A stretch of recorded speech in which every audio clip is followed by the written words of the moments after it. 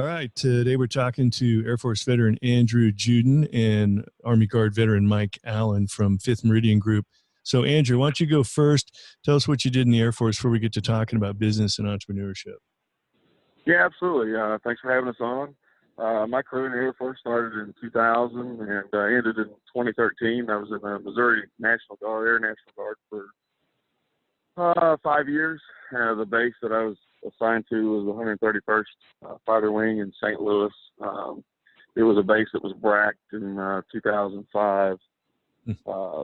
During the time frame, I was actually a fireman in the Air Force. And so when the brack came down, they sent everybody basically in several different directions. I chose to go to the Tennessee Air National Guard as to do something a little different in my civilian life. I'm a fireman, and it got kind of monotonous doing the fireman thing in the Air Force versus the civilian world. So when I had the opportunity to leave the Missouri Guard and go to the Tennessee Guard, I chose to do something different, something I'd never done before. So I interviewed for a job as a C5 loadmaster with the Guard unit down in Memphis, and got accepted into the program and went through all the training, and then spent the next probably 8 years flying a worldwide mission in a big big gray turd, I guess you'd call it. One of the biggest. It is, but I got to see the world, got to do a lot of cool things, and got to help deliver some beans and bullets, if you will, through the AORs over in Southeast Asia. So had a good time. It was kind of different doing what we did. We in the Guard with the mission tempo, with the wars going on. You fly several missions a month if you wanted to. It was kind of like having a part-time job. So you might be eating barbecue on Beale Street on Tuesday night and eating an MRE in Baghdad on Thursday. And it was kind of different. We had an active duty tempo in the Guard unit, and they were flying probably around 5 to 7 missions a week out of Memphis to various locations. So it was, you might as well call us an active duty Air Force unit, but we flew a lot, and you fly your mission, you come home, and you go back to work and go back to civilian life and go back to doing normal things, and then maybe a few weeks later you take off and go do Guard stuff again. Yeah. Well, before we get to talking about how you guys started 5th Meridian Groups, Mike, tell us a little bit about what you did in the Army Guard. I enlisted in 2002, went into the Missouri Guard as an enlisted soldier, and shortly thereafter was selected for Warrant Officer Candidate School and flight school. I attended Warrant Officer Candidate School in the fall of 2002 and started a flight school in 2003. I was one of the last flight school classes that went through Army Flight School that had a Huey assigned to the class. For every class, we got 2 Hueys, and we were one of the last classes that actually had a Huey. And I was one of the fortunate few that got to fly the Huey all the way through from primary all the way through combat skills, and graduated flying the Huey. Stayed down there, did the Black Hawk qualification, and came back as a line pilot from Missouri Guard as a Black Hawk pilot. Flew out of Jefferson City for a little while, and then later, when the unit was moved to Fort Leonard Wood, flew out of there. Transitioned to the Tennessee Guard, trying to get a little bit closer to home and trying to accommodate a civilian schedule that was kind of increasing in tempo. There was the closest unit to me was an Apache unit in Jackson, Tennessee. So I was selected by that unit, got the Apache qualification, went out to base out in Tucson, and 4 months later came back as an Apache qualified aviator. Stayed with the unit until the unit lost that airframe in favor of getting OH-58 Deltas, and went into the IRR. That was about the extent of my career. Yeah, well, I appreciate you guys sharing that. I got a little bit of time in a Huey myself. We had Hueys and Cobras in the same squadron. I flew the other attack helicopter in the U.S. inventory, the AH-1. we're on the Marine Corps is on the Z model of the Cobra now. I'm not sure if that's ever happened before, that we've reached the end of the alphabet on a particular aircraft. I don't know what happens after Z, if they go back to double A or if they come up with a different alphabet. I'm not really sure. But we've actually reached the end of the alphabet. We're on the Yankee, Huey, and the Z model Cobra. So because we kind of have kept both of those in parallel. And Huey and Cobras are in the same squadron in Marine Corps squadrons, because they have about the new versions have about an 80% commonality of parts, so it works pretty well. So it was an airframe that I really missed flying. I was very fortunate to have gotten to fly it. There was a period where we were flying a lot of air shows, EAA fly-ins, breakfast fly-ins across the state, and we got to fly that aircraft on behalf of the Missouri Guard to 2 of those fly-ins. And it was really neat to see the audience's response to hearing us approach, and after we shut down, the people that we spoke to, the people we met, the stories that we heard, and just to see the emotions that aircraft brought back. It was truly a period of my life I really value from looking back on it, of having that opportunity to fly across the state and do that.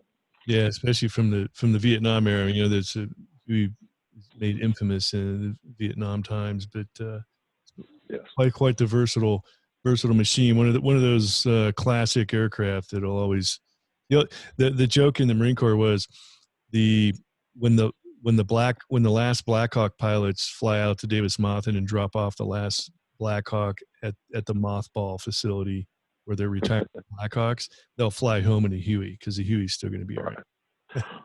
Well, the aircraft that the Hueys that we flew in flight school were immaculate. And when the Army was transitioning away from them, the Air Force, who also did their initial entry rotor wing training in Fort Rucker, was using Hueys, and they took our aircraft and put them through some type of modification. So while everyone in the Army was transitioning back to the OH-58s or the TH-67s or the new Flight School 21 concept, the Air Force was taking Hueys, modifying them, and still flying them. So I have to give the Air Force credit there. They saw a good thing and they latched onto it. And as far as I know, they may still be flying them to this day down there. That's right. Yeah, the Air Force has that Huey flight detachment. Believe it or not, I think they still got it. So, talk to me a little bit about, I don't know if Andrew or Mike, who wants to go first, but talk to me a little bit about the 5th Meridian group. And actually, let me take that back. It's a good spot for a break. When we come back from the break, we're going to talk about 5th Meridian Group and the security company that you guys are running. You guys started, and you're actually specializing in security for cannabis and hemp farms around the U.S., which is definitely a growing trend. So, why don't you? We're going to pause just for a second. We'll be right back. All right, we're back talking with Andrew Juden and Mike Allen from 5th Meridian Group. So Mike, I think you're going first. Talk to us a little bit about what 5th Meridian Group does, and more importantly, how did you guys get started and where you're at now in your security company? The 5th Meridian Group was basically formed to meet the ancillary service needs of the medical marijuana industry in Missouri. If you could sit and watch how the medical marijuana industries in other states, how they were developed, how they were started, what it took, what companies that were, and how they were positioned in those fields, how much money they made, and how well they did by the services that they provided in that industry in that state. And you could see each one of these little, I guess, unique little ecosystems building in each state. And you could sit back and watch and see that there's a defined need for quality security for dispensaries, cultivation, and manufacturing centers in this industry. There's, as you can look at some of the other states that have industries that are under operation now, they are a target of crime, not often, but occasionally, and enough to warrant having an armed security officer there. You can also look and see transportation trends and so on and so forth. So as legalization kind of marched its way from the coasts, from the West Coast and the East Coast, and the Amendment 2 was passed in the state of Missouri, we were prepared at that moment to create the company. And basically we leveraged a lot of our connections, our associations, our friendships that we established in the Missouri Guard and our years of employment in Missouri public safety career field. Andrew and I both have been captain for a fire department I've been there 19 years, and he's been there at least 12. Prior to that, I worked for the Missouri State Highway Patrol. We've all worked in public safety career fields for well over 20, 25 some odd years. But so we kind of leverage those connections and realized, hey, we can create a company that through the utilization of district managers in the major metropolitan areas, we can create a company that provides armed security officers and secure transportation, and having been licensed to the state to do so, securely transport the cannabis products as well as the cash in transit that is commonly associated with cannabis transactions. So we started the company, joined the Missouri Cannabis Trade Association, began networking. And one thing that's unique about the Missouri Cannabis medical marijuana law is that the proceeds, the way it was placed on the ballot and the way the voters overwhelmingly approved it, was that 4% of the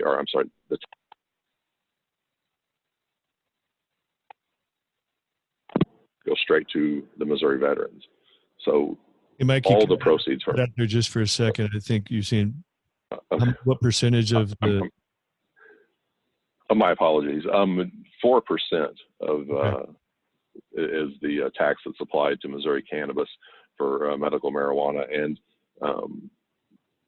all of that goes to Missouri veterans, really? Healthcare programs. Oh, wow. Yes. So all the proceeds off the Missouri program goes to Missouri veterans. And wow. When Andrew and I, who've been lifelong friends, and again, we've worked in the same industries and grew up in the same hometown, we looked at this and thought, this is an opportunity that we can create a business for ourselves, run a business which we knew we'd be an effective team at, and be able to hire veterans and former law enforcement and public safety people that we know that would be good in this career field. Mm-hmm. We can place them in these careers in Missouri cannabis. Wow, that's awesome. Yeah, it's actually my son is the one that introduced me to you guys. He's actually working in one of the places down there in Southeast Missouri, and you guys are providing the security there for it. So, talk a little bit about. So you get where you came up with the idea and the concept of it and everything. Talk a little bit about, what kind of folks are you hiring for the security jobs? Who have you tended to gravitate towards? What types of folks tend to make the best guys? We actually, it's kind of we like to blend our personnel. Sometimes you can take a younger veteran who is trying to get established in a public safety career field or in a security career field. He may be a younger guard guy. And sometimes we pair them in a facility with a guy who's a retired, 30-year retired St. Louis City police officer. And sometimes that pairing works well. The facility likes the difference and the difference energy that each one of them bring, and the different experiences that each one of them bring, the different way that each one of them can relate to the existing employees. So it's kind of a mix. Right now, we do have some younger guys working for us, some guys that are from the public safety career field who've just decided that Missouri cannabis is a better fit for their lifestyle, and they want to leave the public safety career field for this type of job. And most of the security requirements at a cannabis facility that's growing it, for example, I guess there's actually, the way it works is there's three different kinds of licenses: a grow license, a processing license, and a dispensary would be like the brick and mortar store. Yeah, so essentially there's four, but three in the typical sense. The one is a cultivation license. Those are the individuals that they can actually cultivate and grow the plant. Right. The two is the manufacturing, processing, or infusion, sometimes referred to as an IPM or a manufacturing facility. Right. These are the facilities that take the raw cannabis and extract the THC from it, sometimes in volatile processes, sometimes not. And they create the vape cartridges, the gummies, the edibles, the tinctures, shatters, basically different administration routes, different ways people can consume medical cannabis that's created in a manufacturing facility. And then at the end, their end supply point is a dispensary. That's where the storefront, the brick and mortar is, where all the products are sold. And the last license is what essentially we hold, is a transportation license, and it's to enable us to transport the cannabis products at all points in between Missouri licensed facilities. Okay. And a lot of the security requirements, it's Missouri law, right? It's not like the owners of the, whether it be the dispensary or the cultivation guys, these are actually security requirements by the state, right? Right. So when the state of Missouri had these applicant groups apply for licensure, in Amendment 2, they had a set standard or minimum standard of state requirements. It was a minimum standard that these facilities had to meet, and then even that, they referred to it as a minimum standard, but it was still fairly high. And then it addressed things like technology, your surveillance cameras, how long you store your surveillance video, the retention of logbooks, and so on and so forth. And a lot of facilities, your application was essentially graded on how you exceeded that standard. So facilities took that state standard, that minimum standard, and built upon that. So the facilities in Missouri in their safety section is really well suited. They exceeded state standards in every way that they could related to safety, security, fencing, lighting, staffing, and because it helped them gain additional points in the scoring process for their application and thus being awarded a license. So we kind of joke, you see nowadays sometimes when there's an armed robbery in a convenience store, there's a blurry image of the suspect and you can't really see who that is. I can guarantee you will never see those images like that if there's an incident that occurs in a Missouri cannabis facility, because these facilities had to exceed a very high state standard just to be in operation as related to security and staffing. Yeah. Interesting. So it just dawned on me, you're probably not just providing security at the cultivation site where they're growing it. You're probably providing security for all three locations and in the transport of it also. Absolutely. Yeah. Now, cultivation is the only licenses that have some facilities that have been inspected and passed their commencement inspection by the Department of Health and Senior Services. So there's only a few that are actually growing cannabis in the state of Missouri right now, but the manufacturing facilities and the dispensaries are in the processes of being built out and should be coming online, I would say late summer, early fall, and definitely in sustained operation, I would say mid-fall. Mm-hmm. So no manufacturers or dispensaries have been approved yet? No, they're doing it in phases where I believe cultivation is the first ones. The crop has to be grown. So they're the first ones that have the commencement inspections, and then they kind of tier down. And then as they hire more inspectors and assign them throughout the state, they start doing their own commencement inspections to the areas that they're going to be responsible for. And that's how the facilities will eventually all be inspected and be operational by the end of the year, ideally. Do you know the numbers of the Missouri cannabis industry pretty well? Like how many cultivation licenses were issued? How many dispensary licenses were issued? Those kind of things. Andrew, you can share those numbers real quick. Yeah, so there was 192 dispensary licenses that were awarded. 80 or 82 manufacturing licenses and 62 cultivation licenses. The 192 dispensaries were divided amongst each congressional district in the state. So there's 8 congressional districts. There was 24 dispensary licenses awarded in each congressional district. Yeah. The manufacturing and the cultivation licenses were just issued statewide. So there was a large cluster in the St. Louis area, and then another cluster, a large cluster down around towards Springfield. So they were just kind of spread out throughout the state, randomly, if you will. But the only ones that were specifically designated throughout the state were the dispensary licenses. Wow, yeah, it's interesting. Um, so where are you guys seeing the Missouri cannabis industry going? I mean, I guess you've got other states farther to the west, Colorado, which is right next door to Kansas, but that you can Uh, kind of yeah, suspect there's others. follow, you know? Right. Right. There's other states that you can look at and kind of project how Missouri's is going to go. A state that's very similar to Missouri is Ohio. Ohio has a very successful medical marijuana industry right now. And if you look at just to our neighbors, now the populations are different and the numbers of facilities are different. But Andrew, what was the latest numbers out of Illinois? For It was 44.7 million for the month of May in revenue. So you have to remember this industry turned that amount of revenue in 1 month during a pandemic, during an economic downturn. Yeah. So it's and the numbers coming out of Oklahoma are even more staggering than that.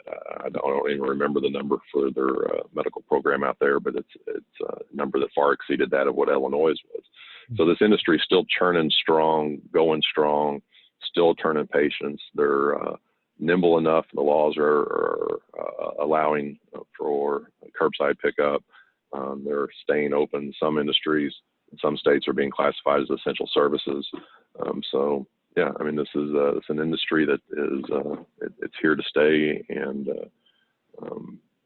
it's not declining in popularity or the opportunity in it. Yeah. Now, as far as your business, specifically the security part of it, the Fifth Meridian Group, how many of these? I don't know what you want to, what kind of numbers you want to give, or give us an idea of how busy you guys are about to get. Is the best way to ask.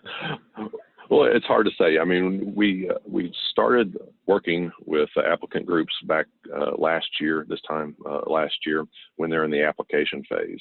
Then we did a lot of consulting and writing of applications, or the answers to application questions for groups. And we got really fortunate, was lucky, got to work with some national cannabis consultants like Point Seven, Canada Advisors, and then A2C, which is a St. Louis-based company, and actually the ones that wrote Amendment 2 and got it on the ballot.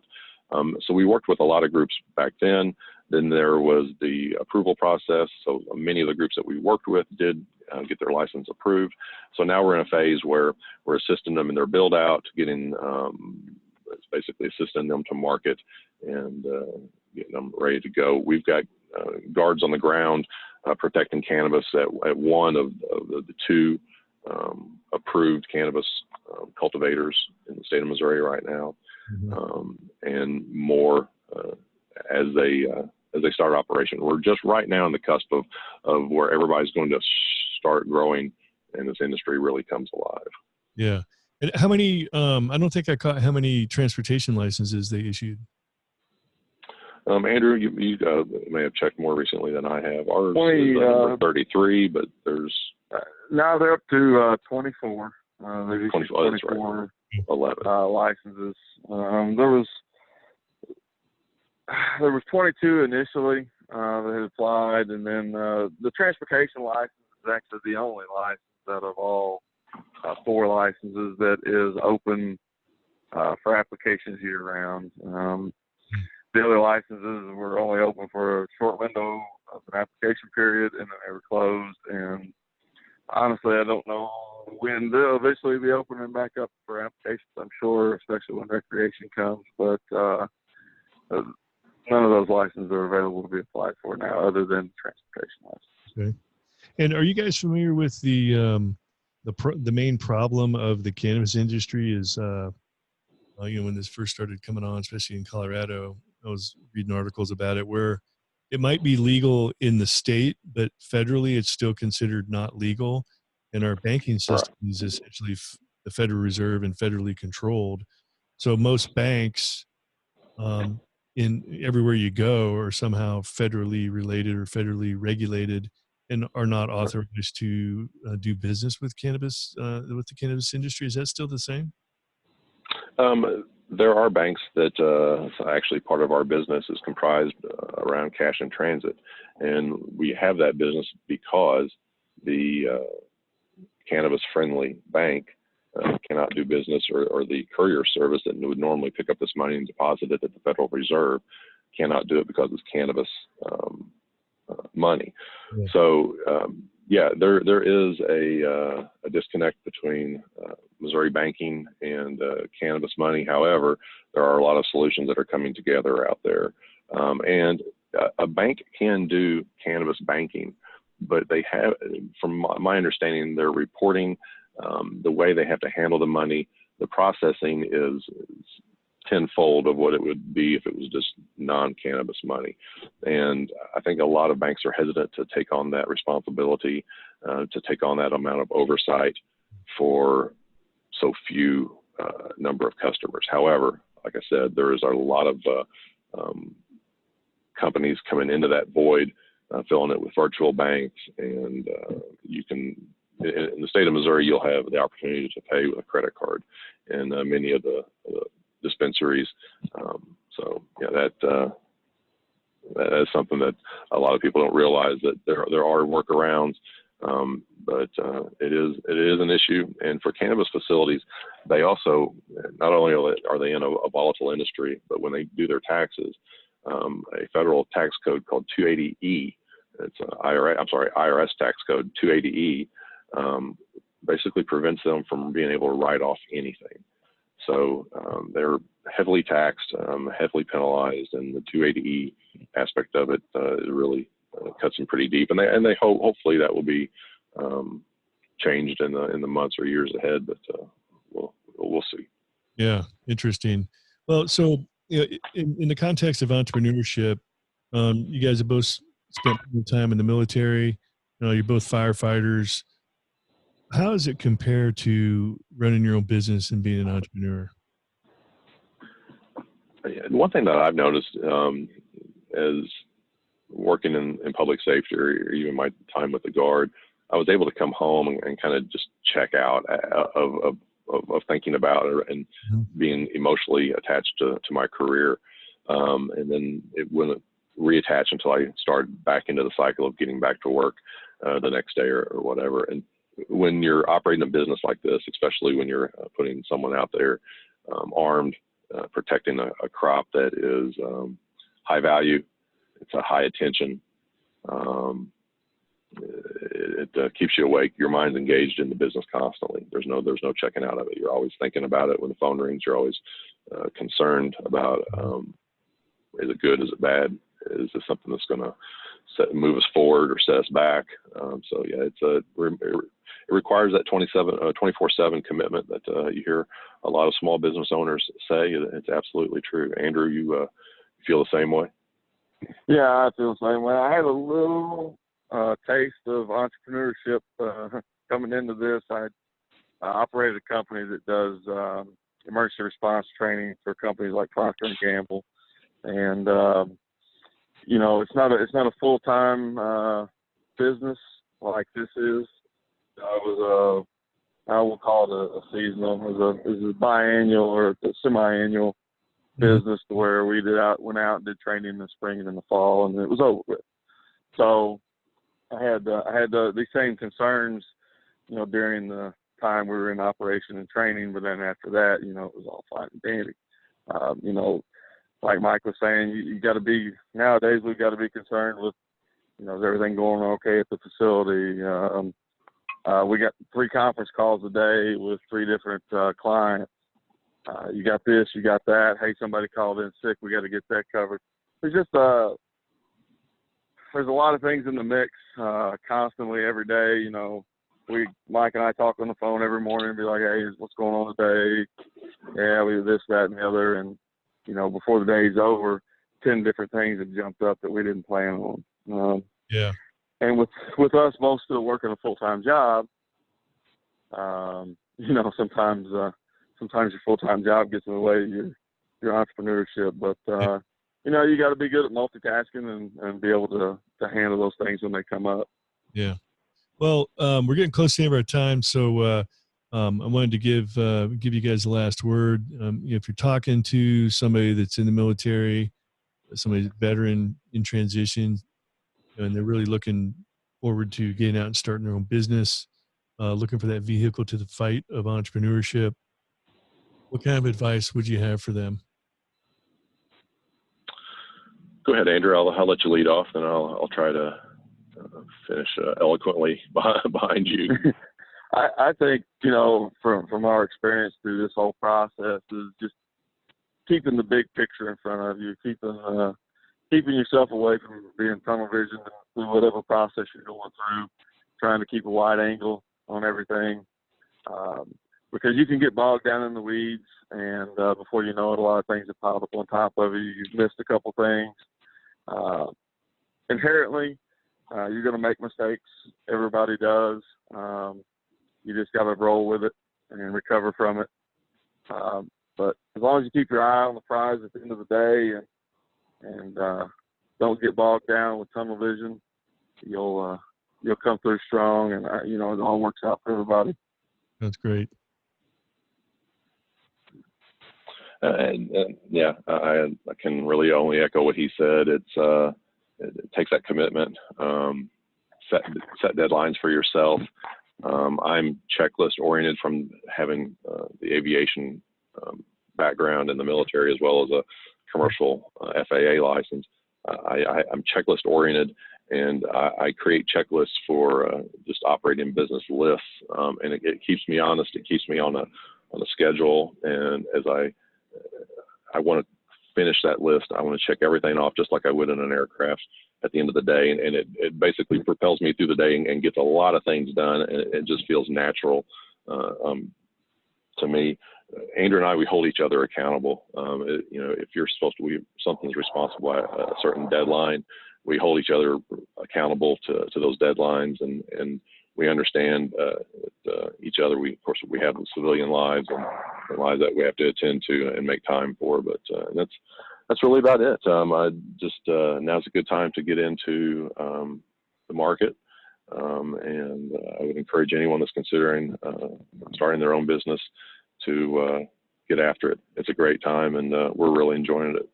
That's great. I appreciate that. If somebody is interested in maybe coming to work for you guys, or just tapping your brain and see how you're doing things, what's the best way to find Fifth Meridian Group? Check our website out. It's fifthmeridiangroup.com. It's 5 TH meridiangroup.com. We have a careers page there that you can view some of our job openings.